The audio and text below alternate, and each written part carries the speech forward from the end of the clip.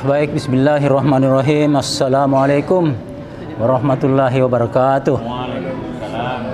Alhamdulillah. Alhamdulillahirabbil alamin.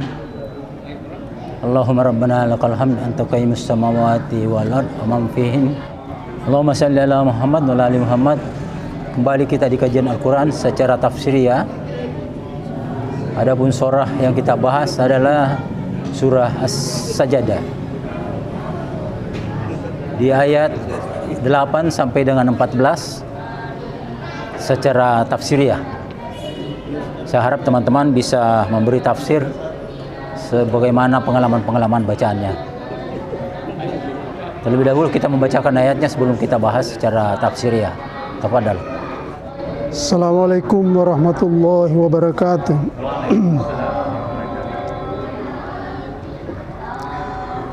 A'udzu billahi minasy syaithanir rajim.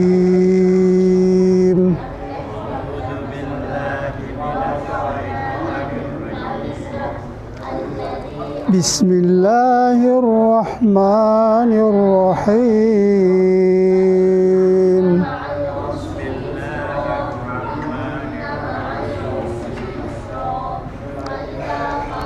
Summa ja'ala naslahu min sulalatin min ma'in mahin.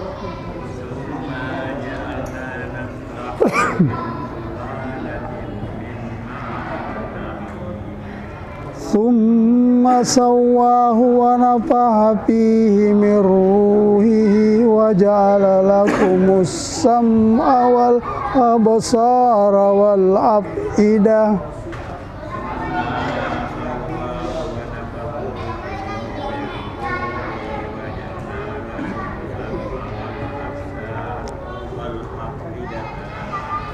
Qalilan ma tashkurun.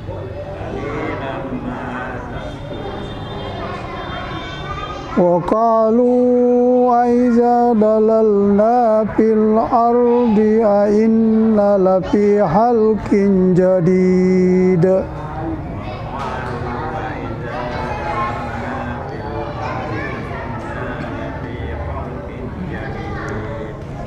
Bal hum biliqa'i rabbihim kafirun.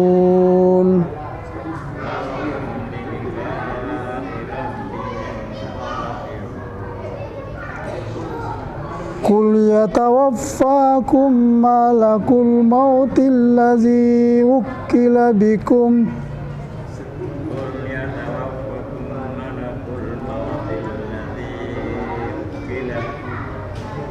summa ila rabbikum turja'un.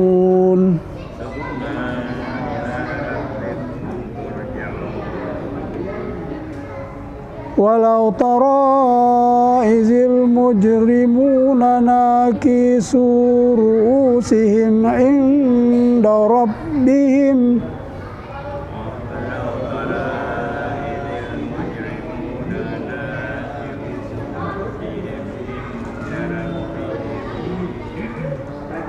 Rabbana absarna wa sami'na farji'na na'mal salihah.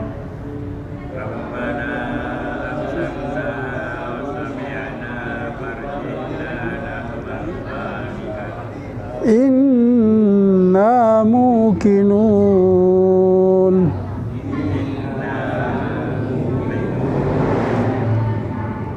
Walau syi'na la'atayna kulla nafsin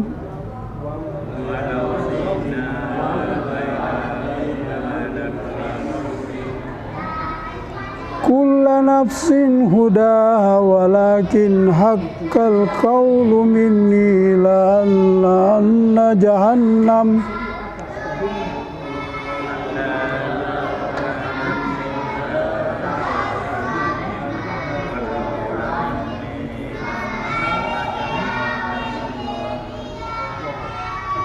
la'amla'anna jahannama minal jinnati wan nasi ajmain.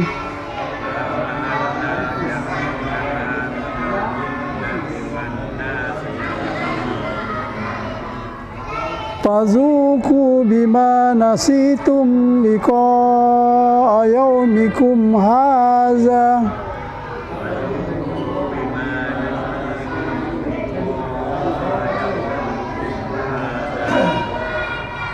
إنا نسيناكم وذوقوا عذاب الخلد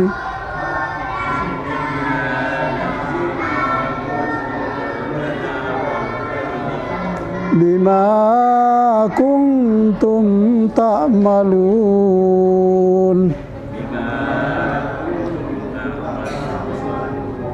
صدق الله العظيم. Assalamualaikum warahmatullahi wabarakatuh. Alhamdulillah alladzi 'allama bil qalam 'allamal insana ma lam ya'lam. Allahumma shalli ala Muhammad wa ala Muhammad khataman nabiyila nabiyya ba'da. Kita lanjutkan Bapak-bapak sekalian pemanaan secara tafsiriyah. Pada ayat 8 di situ dikatakan bahwa saripati yang hina, artinya ini dibandingkan dengan kemuliaan Allah. Jadi keluar air yang akan menjadi asal muawal manusia, tapi bukan najis. Suatu yang murni. Ya, suatu yang murni dari saripati makanan-makanan sang bapak. Jadi asal usul manusia itu berasal dari sang bapak. Tetapi dibesarkan oleh sang ibu. Jadi ketika keluar memancar ini jutaan sperma, kemudian berlomba sampai ke obum ibunda. Begitu sampai di obum ibunda, secara otomatis mati semua yang lain. Jadi saudara-saudara kita tuh, jadi kita ini orang nomor 1, orang unggul, kecuali ada yang kembar, tapi itu jarang terjadi. Jadi kita memang asalnya nomor 1, maka wajar dalam hidup ini selalu ingin menjadi nomor 1, karena kita nomor 1 mengalahkan yang lain. Sampai di obum ibunda itu, itulah alaqah, khalaqal insana min alaqah. Alaqah itu bermakna melengket. Kalau dulu penafsiran klasik dikatakan bahwa segumpal darah, itu tidak salah. Tapi setelah berkembang ilmu pengetahuan, terutama dipelopori oleh Maurice Bucaille, ahli genetika yang mengoperasi, yang meneliti muminya Firaun, bahwa alaqah itu artinya melengket, lintah. Begitu melengket di obum ibunda, disitulah dia melengket, kemudian berubah menjadi segumpal darah. Jadi alaqah sebenarnya bermakna melengket, kemudian berubah sebagai darah. Jadi tidak salah penafsiran bahwa dari segumpal darah. Tetapi ilmu ini membuktikan lebih jauh lagi, dari yang melengket kemudian berubah menjadi segumpal darah. Kemudian pada ayat selanjutnya dikatakan di situ, di sini selalu di Quran itu selalu didahulukan pendengaran, sam'a wal absara, dan penglihatan. Selalu demikian. Rupanya ini sesuai dengan ilmu pengetahuan, organ pelengkap indera pertama yang bekerja itu adalah telinga. Mata itu belum melihat. Bayi itu lahir, matanya belum berfungsi, tapi telinganya sudah berfungsi. Jadi sangat wajarlah diazankan, kalimat Allah dibacakan itu. Saat itu dia belum cerna, tapi tersimpan di alam bawah sadar. Jadi ini luar biasa yang Quran ini. Di belakangan baru diketahui bahwa yang pertama bekerja adalah telinga, baru mata. Nah, selalu dalam Quran selalu didahulukan itu. Ya. Kemudian ke hati. Jadi inilah, melalui inilah sampai kepada hati. Jadi kita beriman ini karena ada 2, pendengaran dan penglihatan. Tapi sebenarnya ini lebih kuat, ini pendengaran yang lebih kuat daripada mata. Mata kadang-kadang tertipu kita. Ya. Jadi orang-orang kafir itu mendustakan Rasul, bahwa kalau kita sudah mati sudah selesai, apa kita akan menjadi berada lagi dalam bentuk yang baru? Ya, ini yang sangat prinsip ini yang mereka dustakan, karena menyangkut kepentingan. Ya. Ya. Dan itu bukan hanya Nabi Muhammad SAW, Nabi-Nabi sebelumnya juga demikian. Kalilan, sedikit. Jadi ahli surga sebenarnya nanti lebih sedikit dibanding ahli neraka. Karena kalilan itu banyak ya yang bersyukur. Dan ini digambarkan itu di hadapan Allah, tunduk dia, yakin mereka, minta dikembalikan. Tapi no way return, tidak ada jalan pulang. Begitu kita mati maka dia tertutup, tidak ada jalan kembali lagi. Maka alhamdulillah kita diingatkan Quran mesti hidup ini. Kita yakini lebih baik menyesal sekarang daripada menyesal nanti. Memang kita berpayah-payah itu lebih bagus daripada nanti. Ya. Jadi kita sharing ini beberapa penafsiran, mudah-mudahan ada manfaatnya dan kita menguatkan iman kita untuk kita tetap menjalankan perintah Allah sesuai dengan tazkirah peringatan Al-Quran. Akhirul kalam, assalamualaikum warahmatullahi wabarakatuh.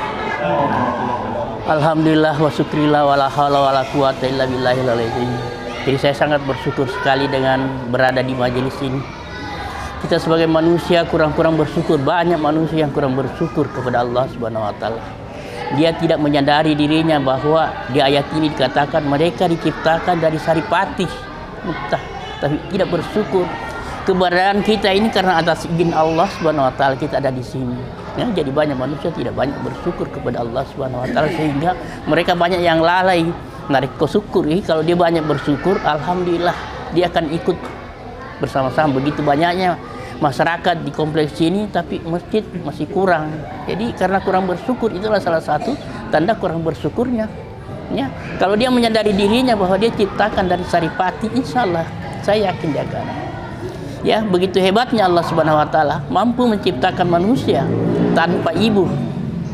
Ya, seperti Nabi Adam itu, Siti Hawa itu diciptakan dari Allah itu tanpa ibu. Kemudian Nabi Isa diciptakan itu tanpa bapak. Ya, begitu hebatnya Allah Subhanahu wa taala. Apapun yang diinginkan, mudarat dan manfaat itu sesuai dengan keinginan Allah Subhanahu wa taala. Ya, jadi kembali lagi bahwa dengan adanya majelis ini saya sangat bersyukur sekali dan saya tidak tahu ada majelis begini dan saya juga coba ikut. Alhamdulillah. Insyaallah. Sesungguhnya inti dari apa yang kita bahas ini adalah bahwa Allah Subhanahu wa taala itu ingin menunjukkan kekuasaannya. Bahwa manusia itu asal usulnya dari saripati, makanan yang dimakan oleh ayahnya, bapaknya. Sesungguhnya banyak ayat menerangkan tentang kejadian manusia itu. Misalnya saja awalam yaral insanu anna halaknahu min nutfatin. Tidakkah manusia itu menyadari bahwa dia diciptakan dari nutfah, ya, sari mani, ya. Ya. Jadi ayat-ayat ini menggambarkan bahwa manusia ini harus ada kesadaran bahwa sesungguhnya tidak ada apa-apanya dia ini, manusia ini. Kenapa mereka sombong, angkuh di muka bumi ini? Ya, terutama orang-orang kafir yang tidak, ya, artinya tidak mengakui adanya kehidupan sesudah dunia ini. Itulah sebabnya Allah Subhanahu wa taala di banyak ayat selalu memperlihatkan kekuasaannya. Bagaimana api itu bisa tercipta di bumi ini? Padahal dari batang-batang yang kering saja bisa menjadi api. Nah, bayangkan saja kalau tidak ada api di dunia ini mungkin tidak ada kehidupan. Ya, tidak ada air, tidak ada kehidupan.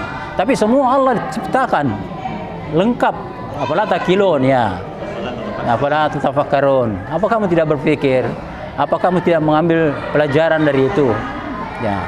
Jadi sebenarnya ayat-ayat Al-Quran ini mengajarkan kita untuk bisa bersyukur, untuk bisa memahami diri kita sebagai hamba, sehingga tugas kita di bumi ini menyembah Allah Subhanahu wa taala.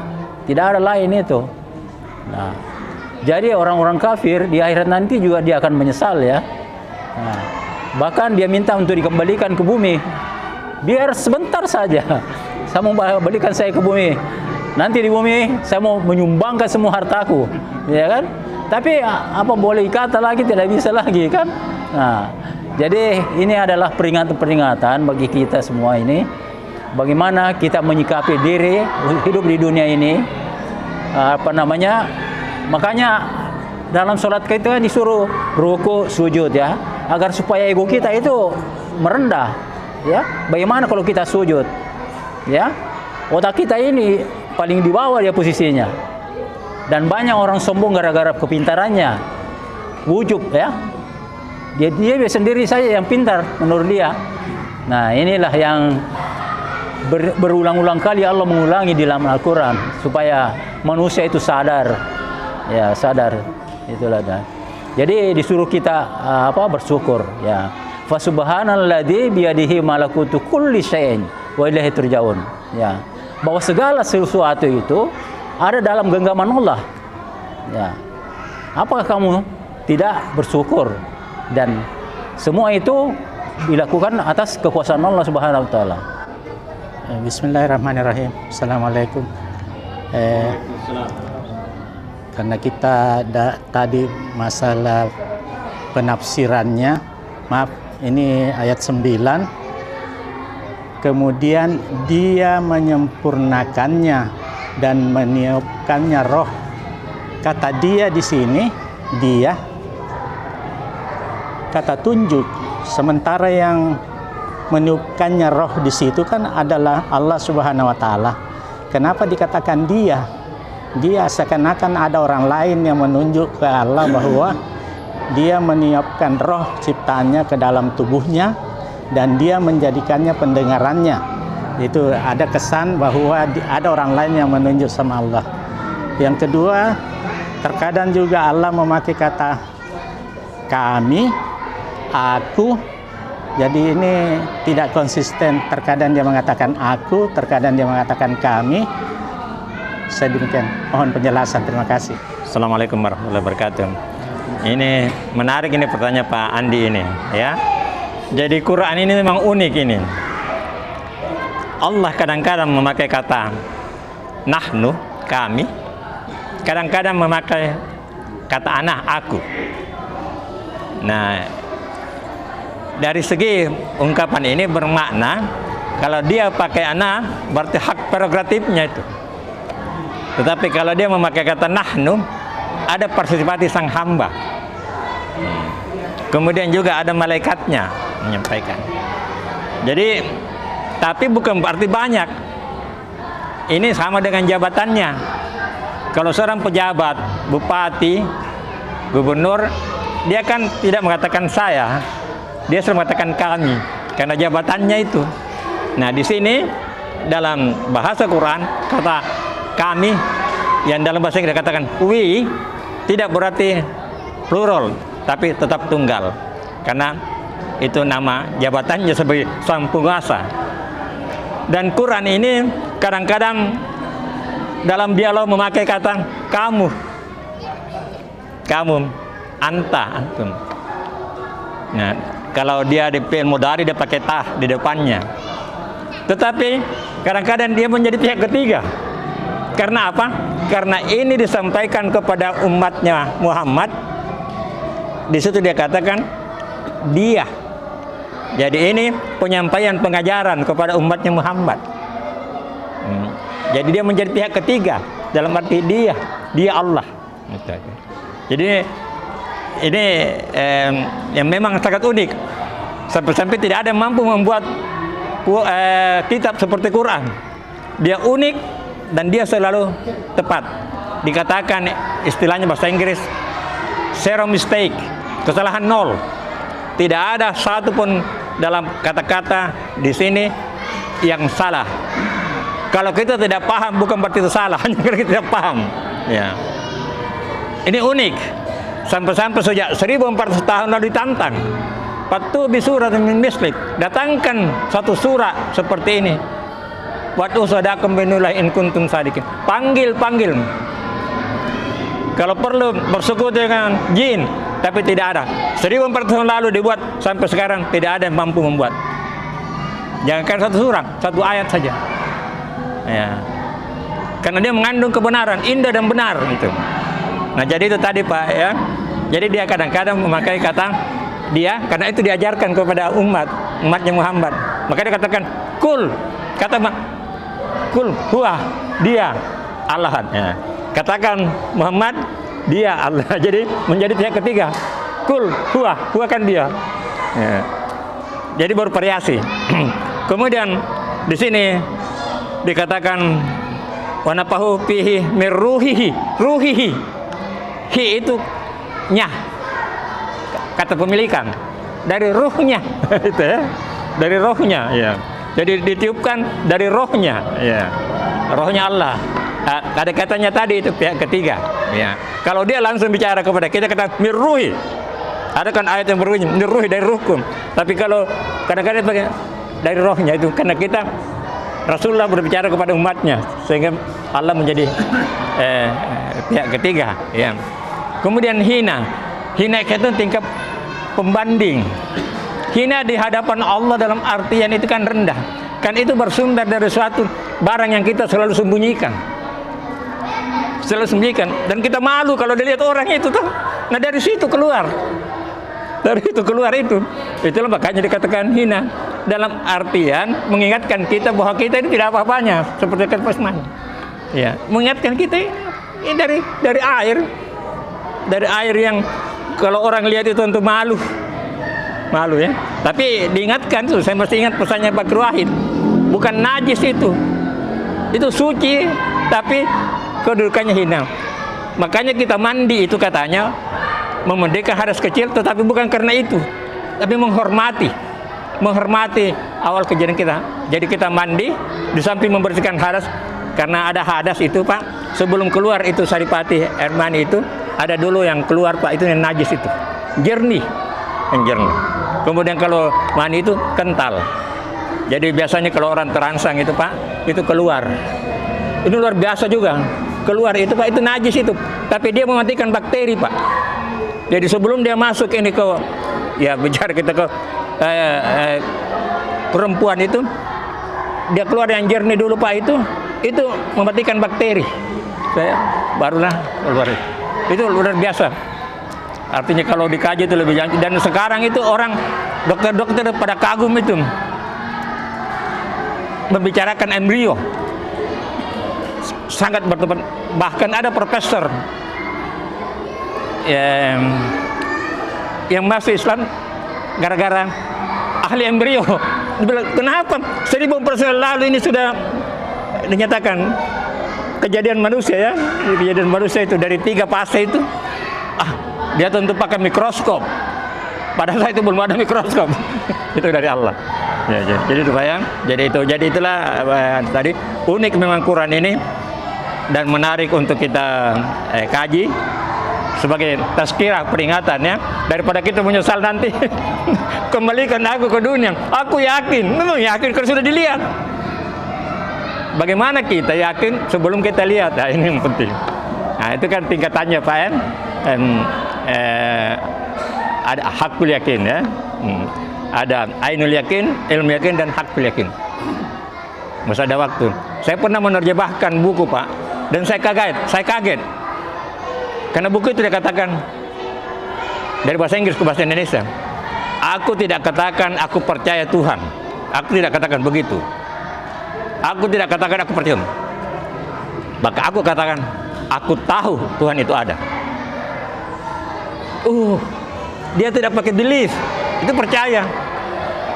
I do not say I believe in God, but I know God exists. Tapi aku tahu Tuhan itu ada. Dia pakai tahu. Allah Akbar, Allah ulangi dia tadi pemeli. Jadi di buku ini.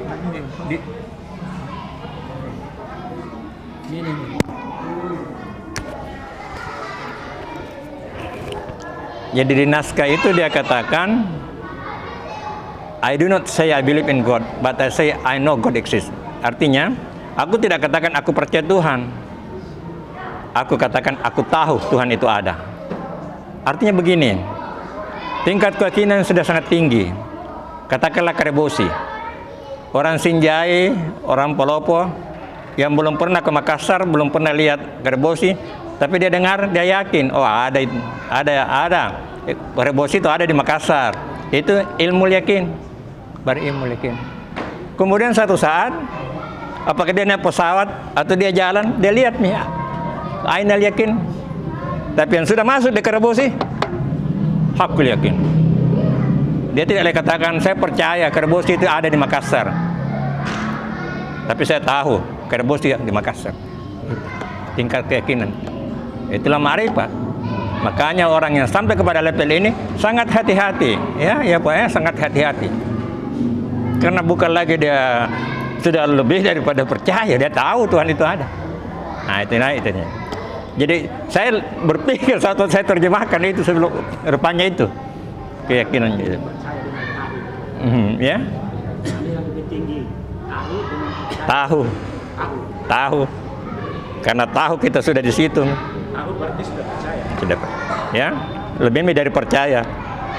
Kalau percaya saja. Tapi kalau kita tahu ya sudah. Tapi itu kan persoalan bahasa. Hati itu kadang-kadang susah diwakili oleh bahasa. Karena agama itu pengalaman. Bukan wacana, itu pengalaman. Makanya itu biasa ada yang salah tafsir, murid-murid yang belum sampai kepada level itu diajar oleh gurunya, dia salah memaknai. Karena ada beberapa hal yang memang susah digambarkan oleh kata-kata. Perasaan seorang yang beriman yang sudah sampai kepada tingkat ma'rifat itu, nah kadang-kadang bahasanya bisa ditafsirkan. Bagaimana dengan Al-Halaj yang dihukum mati itu? Karena keyakinannya luar biasa. Kata-katanya yang keluar itu dianggap sesat karena dia lagi mabuk cinta. Dia lagi mabuk cinta. Nah, itulah ya. Tapi nanti ada Pak Iqbal itu yang lebih tahu tentang kalau kita mengarah ke bahasa-bahasa gitu, kita yang praktis-praktisnya saja. Tapi tadi itu saya kira ya. Jadi kalau sudah tahu Pak lebih dari, kalau percaya kan saya lihat. Tapi kalau sudah hakil. Nah ini saudara kita ini, mudah-mudahan kita tidak masuk di situ ya. Mudah-mudahan kita tidak masuk dalam golongan ini yang minta dikembalikan. Mudah-mudahan. Ya mudah. Meskipun sedikit. Tapi biar ya sedikit Pak. Tapi kalau kita ada di situ kalau lebih baik Pak itu. Biarpun banyak tapi kita tidak ada di situ. Ya, saya kira itu saya Pak. Terima kasih, mudah-mudahan ada manfaatnya. Akhirul kalam, wabillahi taufiq wal hidayah. Wassalamualaikum warahmatullahi wabarakatuh.